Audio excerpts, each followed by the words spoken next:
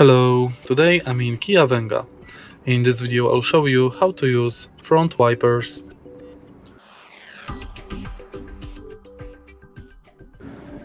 In the beginning, let's take a look behind the right side of the steering wheel.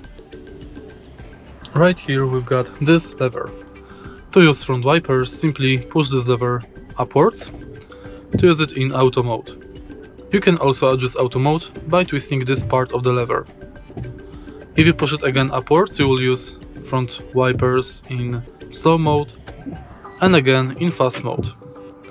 In the end, if you push it downwards like this, you will use front wipers in mist mode. And that's basically it. If you find this video helpful, please leave like, comment and subscribe.